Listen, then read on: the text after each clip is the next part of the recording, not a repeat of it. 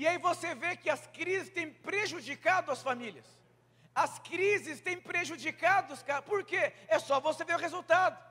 Você vê o desemprego, você vê a falência. Irmãos, exatamente quando começou a pandemia, 6 meses depois, foi feito um estudo. De cada 10 empresas, 6 iria à falência por não estar preparada para viver tempos de crise, que é uma pandemia. E isso aconteceu. E aí você vê que a crise tem destruído famílias, a crise tem afetado a sociedade, a crise tem destruído tudo e todos. Mas eu quero compartilhar com você, segundo a palavra de Deus, que você pode sim prosperar em tempos de crise. Diga assim: não o impeças.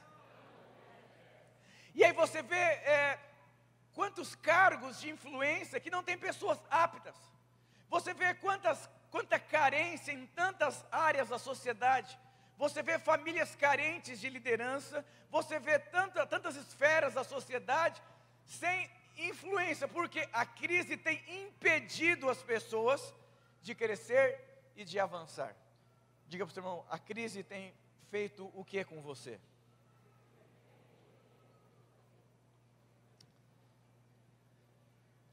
Você sabe que Deus, Ele ama se mover em tempos de crise.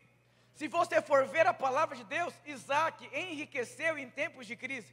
Jesus alimentou mais de 5.000 pessoas sem ter comida. E aí você percebe que no meio da crise, por que Deus gosta de se mover no meio da crise? Sabe por que Deus gosta de se mover em tempos de crise?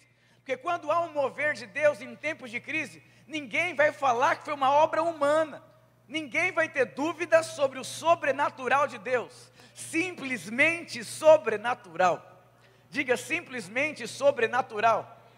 Então você precisa entender que crise faz parte. Não tem como você viver uma vida sem crise. Vai ter crise no casamento, vai ter crise na criação de filhos, vai ter crise na sua liderança, vai ter crise financeira, vai ter crise na política, vai ter crise em todos os lugares. E o que nós percebemos, que cada ano que passa, as crises aumentam. Quantos já perceberam isso? Pergunto para o meu irmão: você já percebeu, cada ano as coisas pioram? Nossa, pastor, eu nem percebi. Então você vai ter que aprender a lidar com as crises. Presta atenção, se você percebe que as crises a cada tempo que passa, elas pioram, você vai ter que aprender a lidar com elas. Eu tenho um livro que eu já mandei publicar 3 vezes, e 3 vezes se esgotou, que chama assim, Resposta às Crises. Eu perdi as contas de tantos milhares de livros que foram vendidos desse tema. Eu só tenho um livro desse na minha sala lá escondido. É o livro que as pessoas mais procuram, porque elas estão desesperadas, porque elas não sabem o que fazem com as suas crises, e a crise destrói a sua vida, a crise destrói o que leva um casamento a acabar? É uma crise em qual o casal não soube lidar. O que leva um empreendimento a falir? É uma crise em qual o empreendedor não soube lidar. O que leva alguém a desistir das coisas? É uma crise em qual a pessoa não soube lidar. Então você precisa ser um especialista em lidar com crise. Diga para o seu irmão: põe isso como alvo aí, ó.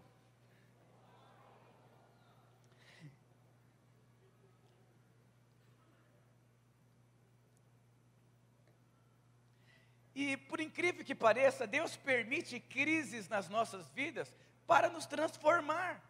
Você vê que Jó passou uma crise profunda na vida dele. Mas a crise que Jó passou levou ele a receber tudo em dobro depois de todas essas crises. Você vê Abraão passou por crises tremendas na vida dele. E aí você pega todos os homens de Deus, passaram por crises terríveis. Aí você pega Caim, você pega Saul e você pega Judas, que passaram por crises profundas. Mas eles não deram a resposta certa e perderam a oportunidade das crises. Crise passa, toda crise passa. A questão é o que a crise vai produzir na sua vida. Sabe, se você aprender a lidar com crises na sua vida, você vai ser muito exitoso, muito consistente e vai desfrutar de coisas poderosas na sua vida. Eu aprendi na minha juventude que uma crise não pode durar mais de 3 dias. Não pode. Você não pode permitir que uma crise dure mais de 3 dias. crise de casamento, crise na liderança, não pode passar de 3 dias. Diga para o seu irmão, Jesus ressuscitou Lázaro no 3º dia. Então, se passar de 3 dias, fica muito complicado. E aí o pessoal brincar, falar que eu sou um homem especialista em crise. E eu vou dizer para você, não tem a ver com você ser especialista em crise, elas fazem parte. Uns vivem como crise não existisse. Não, isso não existe, isso vai passar. Eu vou dizer uma coisa para você, a Bíblia diz, não deixe o sol se pôr sobre a sua ira, o que significa que você vai ficar irado, nervoso, irritado com o marido, irritado com o filho, irritado com os irmãos, irritado com o presidente, vai ficar. Mas a Bíblia também diz assim, cuidado para que essa crise, essa ira, não deixe o sol se pôr sobre ela. O que significa? Você você coloca a poeira embaixo do tapete e vive como aquela poeira não existisse. Deus fala para você não fazer isso, não deixe o sol se pôr sobre a sua ira. Diga para o seu irmão, tem alguma área da sua vida aí escondida, assim, embaixo do tapete, conflito? E eu vou dizer para você, por incrível que pareça, é muito mais caro pagar parcelado. Compra uma casa à vista e compra uma casa financiada. No final das contas, você pagou 3 casas financiadas, por causa do juro. Então não compensa você pagar parcelado. O que isso significa? Se passar de 3 dias suas crises, vai ficar mais caro, porque a coisa piorou, o conflito aumentou, a dificuldade aumentou, aquela coisa toda. Porque vai ficar mais caro, porque o diabo vai entrar. Diga para o seu irmão, não deixe o sol se pôr sobre a sua ira. É melhor resolver logo. Luta.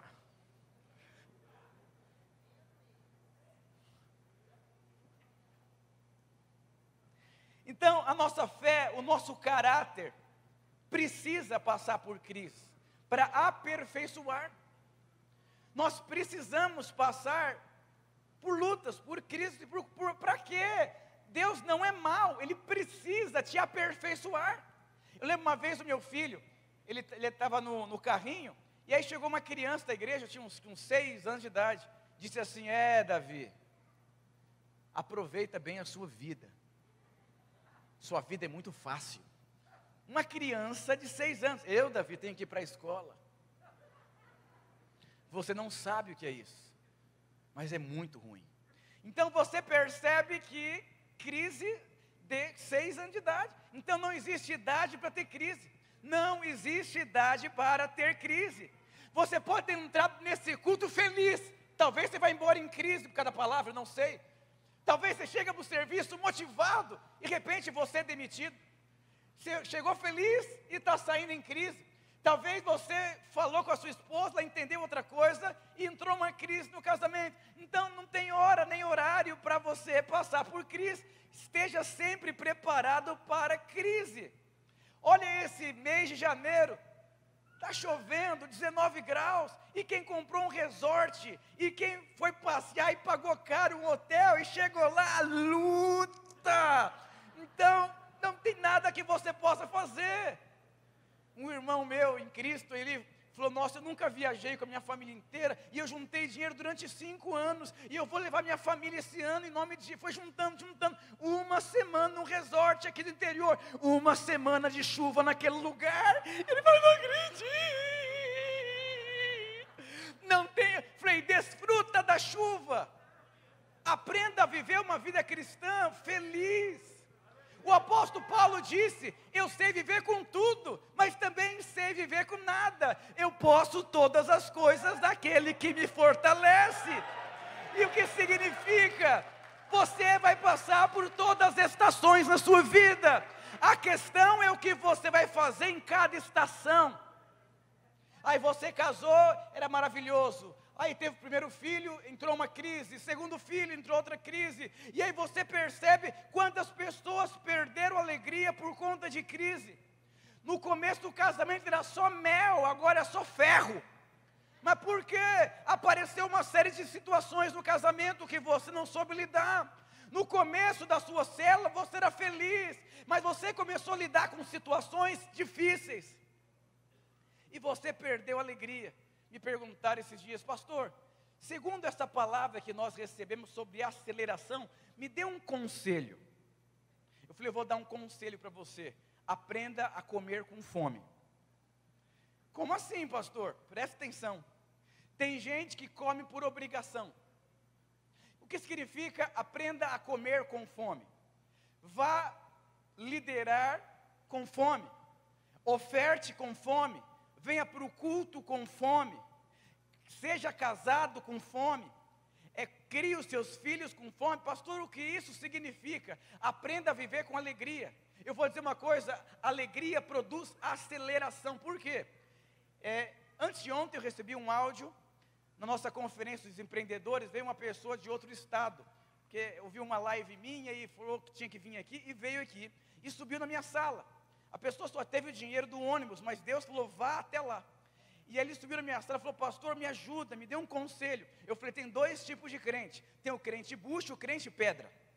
Pastor, qual que é a diferença? O crente pedra um dia foi crente bucha, feliz, motivado, o diabo dá uma porrada, foi mandado embora, crise no casamento, então ele foi endurecendo, e aí ele começou a ser um crente sem fome. Ele vem para o culto por vir, ele vai liderar a cela dele por liderar, ele perdeu a alegria, o entusiasmo, nem dura uma noite, pastor, amanhã é o dia da célula, amanhã é a conferência, amanhã é a reunião de célula, hoje eu vou, então ele perdeu a fome, e porque ele perdeu a fome, ele come, mas tem fome.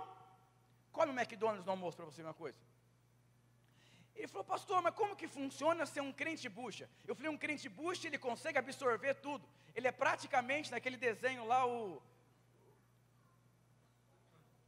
do Wolverine lá, esqueci o nome, que dá na cadeira de roda. Ele é um professor Xavier, ele absorve tudo, ele tem mais poderes, mas parece que não tem, porque ele só fica absorvendo. E como que você absorve? Através da honra. Honra é você dar prioridade, é você apreciar, é você dar um alto valor. Mas como que alguém consegue honrar sua esposa toda a sua vida? Como que alguém consegue honrar a igreja toda a sua vida? Honrar o Senhor durante toda a sua vida? A única forma é você ter fome. Comer com fome. E Jesus disse: aprenda de mim, se esvazie, troque o jugo. E eu ensinei isso para ele. Ele sentou na minha sala assim, ó.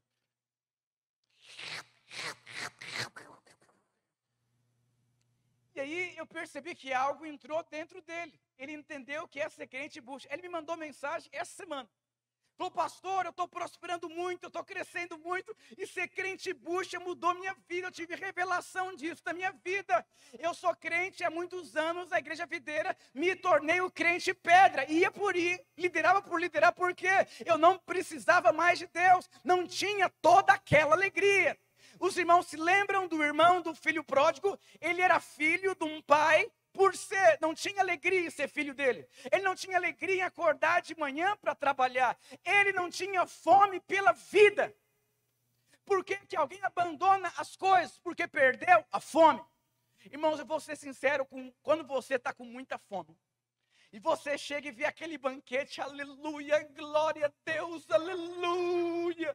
Mas quando você já está saciado, e você chega, eu já comi, eu estou satisfeito. Muitas pessoas perderam a fome. E porque você perdeu a fome, você não come mais.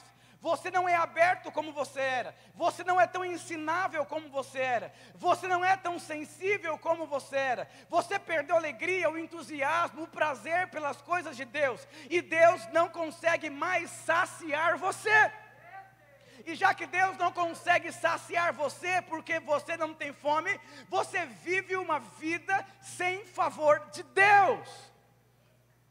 E esse irmão falou: pastor, em breve eu vou recompensar o Senhor pelo conselho que você me deu. Você não tem ideia o que está acontecendo com a minha vida. A minha célula começou a crescer, as pessoas começaram a ser transformadas, a minha mulher mudou completamente dentro de casa, os meus filhos mudaram, tudo mudou. Eu falei: nada mudou. A única coisa que mudou foi o seu olhar. Tudo sempre foi assim. Mas porque você vivia sem fome, você olhava para tudo e tinha um sentimento de saciedade. Nada está satisfeito, nada está bom. Tem um vídeo engraçado que eu assisti uma vez, Um homem com muita crise com a sua mulher, não sabia, a mulher em crise com seu marido. O marido era um pedreiro e trabalhava muito bem, ganhava muito dinheiro, mas não dava nada para a mulher. E aí, uma crise muito profunda, muito profunda. E essa mulher fez de tudo, conversou, orou, fez de tudo, mas o cara não mudava de vida. E aí ela procurou um padre para pedir uma ajuda. O padre falou: a melhor coisa que você faz é matar o seu marido. O que é isso, padre? Nunca passou pela minha cabeça. Ele falou assim: mas do jeito que você está falando do seu marido, ele não presta, ele é uma pessoa muito ruim, ele é uma pessoa assim terrível, uma coisa assim complicada demais. Você não vai conseguir conviver com ele o resto da sua vida. É melhor você matar ele. Não. Então não quer matar? Então tá bom. Então eu vou te dar um outro conselho. Aqui tem um remédio. E esse remédio vai afetar a vida dele. E aí, mas tem um pequeno problema. Aos poucos ele vai morrer. Ah, então tá bom. Aí comprou o remedinho. E aí, todo dia, colocava na comida. Ele começou a mudar, o cara. Começou a mudar. Ela começou a ficar: nossa, e agora eu estou matando meu marido. E aí estava acabando o remedinho. E ele mudou de vida, começou a honrar, presentear tudo, aquela coisa toda. E ela falou: padre, e agora o que eu faço da minha vida? Fica despreocupada, que isso é só um tempero. Eu só queria mostrar para você que o problema da história era você, não o seu marido. Era uma mulher, querido, que não tinha fome pelo casamento. Quando você não tem fome, tudo está ruim ao seu lado. Já tentou conversar com uma pessoa cheia de si? Ela não ouve. Você já tentou aconselhar alguém que não quer um conselho? Já tentou evangelizar quem não quer ser evangelizado? É uma pessoa que está cheia de si. E quando você está cheio de si, nada entra em você. Você é o crente pedra. Diga para o seu irmão: é bucho ou é pedra aí?